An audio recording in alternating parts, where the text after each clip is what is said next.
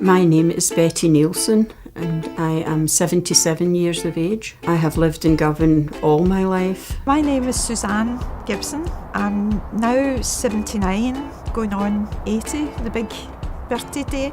I've lived here now for 10 years. My name is Mary Holmes and I am 73. I came to Govan exactly 4.5 years ago. My name is Betty Toner and I am 80 years old. I have been living in Govan on and off for about 80 years. I'm the coordinator for the Govanites group, which is based in Eldon Park Library. Here I am in the heart of Govan, the place that gave birth to the city of Glasgow. It's famous all over the world for its shipbuilding and its engineering skills. And it's full of remarkable people with their feet very firmly on the ground. Behind me is Brechin's Bar, or the Black Man, and it's full of fantastic characters. Now, Govan has changed over the years. I remember as a boy coming across on the Govan ferry from Partick to visit my auntie here, and the place was teeming with humanity, thousands and thousands of men pouring out of the shipyards at the end of their shifts and heading for the pubs or heading home. Now, me and my team have discovered a group of women called the Govanites, and I'm going over there to Brechin's to talk to them, to find out about their lives and how Govan has changed.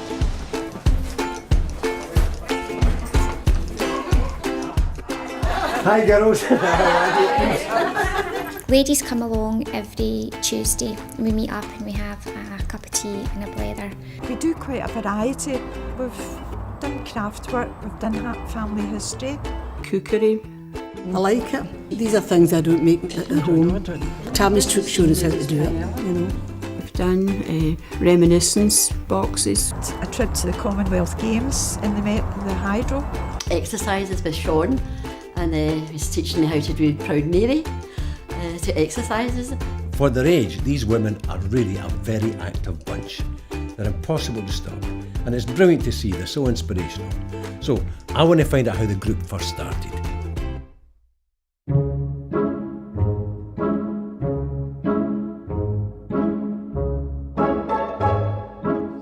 I think initially for me, one of the reasons that I ended up starting the club was my sister had just died, and my mum and my sister spent every day together, so my mum was a wee bit lost, and I had, through my job and working in the communities, I'd looked about for a club for her to join, and there was loads of clubs, loads of great clubs going on, but a lot of them were very specific. So I started the club in here, and I just went around all the other clubs and gave them a wee bit of information on what we were going to be doing and advertising the local shops and things like that.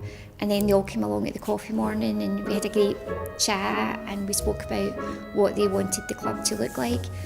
And they had all said the social aspect. Well, most of my friends are going out and I'd be sort of sitting in the house and all that, you know, except when Tammy and I would go out round about the shops and go for a meal and that.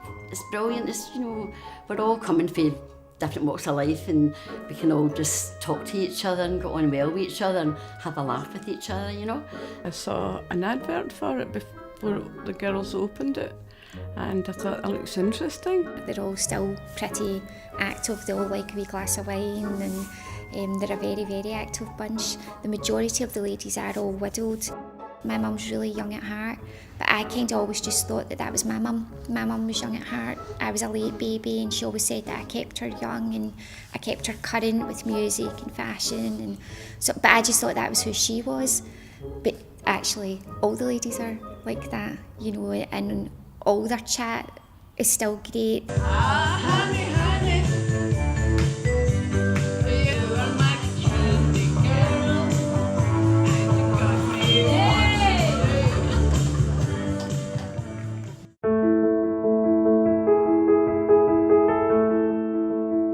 Most of the women are widowed.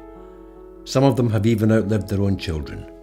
Mary's son Chris was tragically killed in a motorcycle accident at a young age.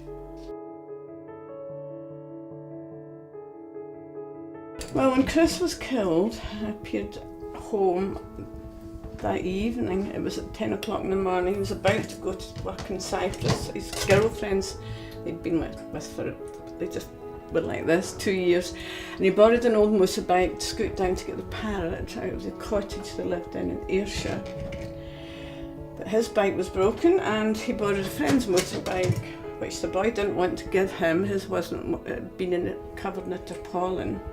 But he begged the boy, so the boy gave him it. He never got over it. And it seized just when he passed this big farmer truck thing. On a wee quiet road, 10 o'clock in the morning. Luckily, wee Justine was thrown clear without a scratch, but the big thing went over Chris. So at least it was instant and he wasn't left like a vegetable. There was all the girls sitting in my flat when I came home, and I thought I'd missed a bridge. I play bridge, and I was thinking, oh God, forgot, was this a bridge night? And they were all going. And then I saw a bottle of brandy on the table, and I thought, what the hell are they doing with that on the table? Anyway, then one of them got hold of me and said, Chris was killed this morning. So I just looked for him for ages in his haunts, but obviously he's dead. Just lock it in your heart and remember the happy times. So that was that, and you just have to have a positive attitude. What's the point? Especially when you've got other family to think about, you can't give up.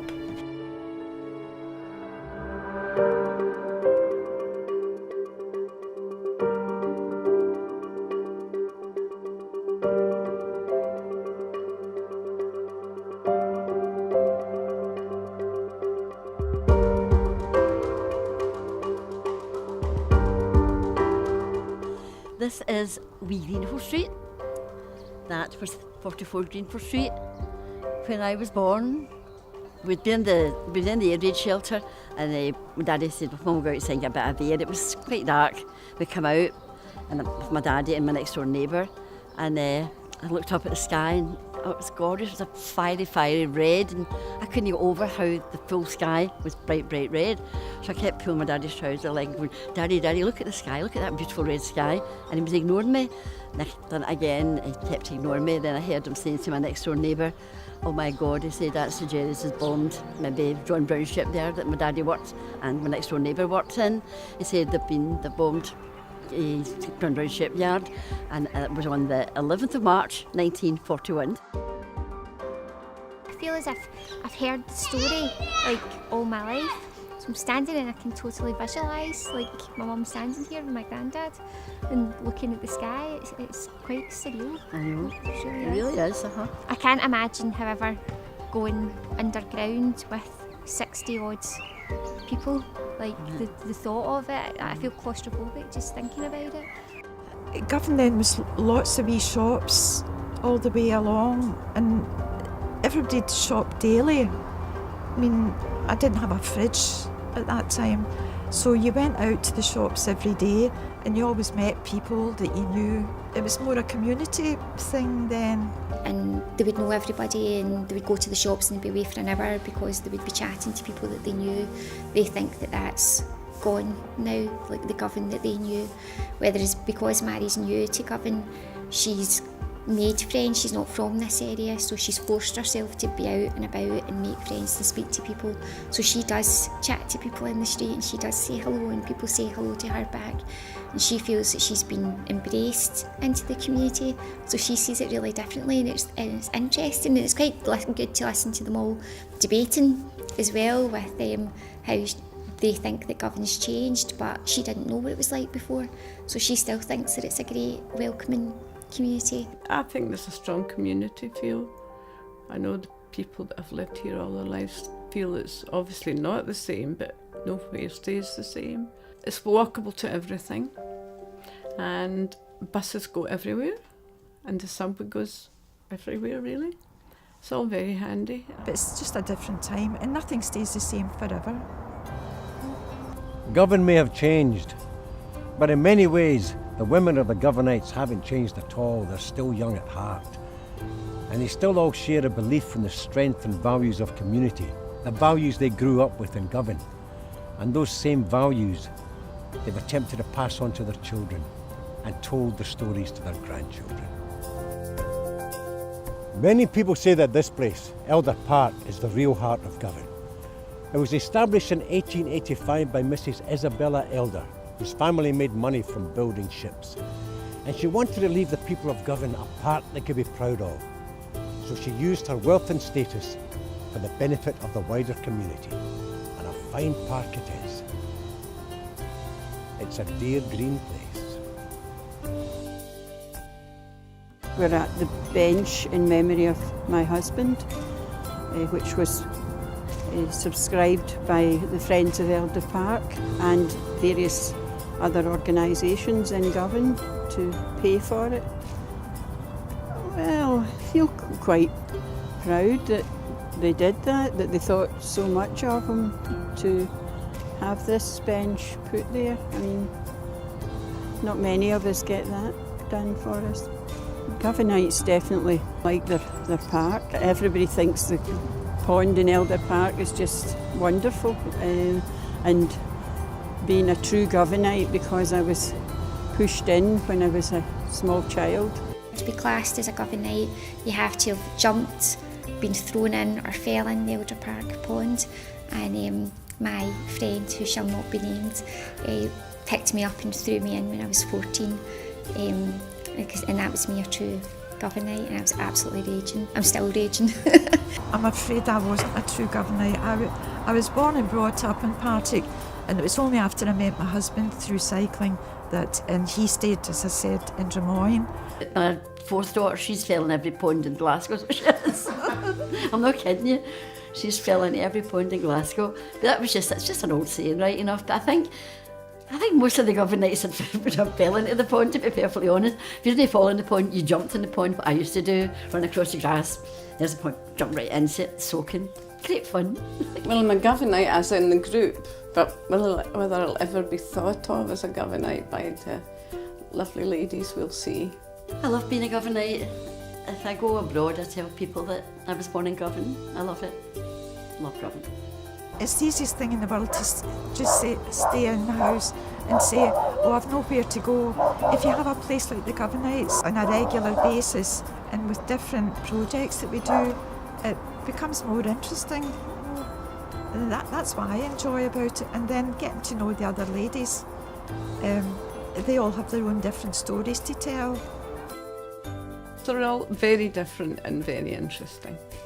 It's good. We all get on very well and we've enjoyed it so far, yeah. It's been excellent. Yeah, I think don't let life get you down. And I always think if you feel depressed, fight depression. Don't let it get a hold of you. Just, think of something bright and all that, It's good. Nice mix. Be positive. That's my secret. As we get older, life gets more challenging. But if we take a leaf out of the Govanites book, we will keep going. We won't let anything get us down, we will keep active. And they're wonderfully inspirational, these women. If you think about it, their lives and the world around them has changed dramatically since they were a bunch of wains running around the streets of Govan. And now we have technology where we can talk to people on the other side of the world with a telephone we can slip in our pockets. The world may have changed, but difference is not always a bad thing. So let us take great heart and inspiration from the Govanites, because what they found is a friendship and a camaraderie and a reason to keep living, to keep active and stay together. And as long as the stories are told, the legacy of the Govanites will live on.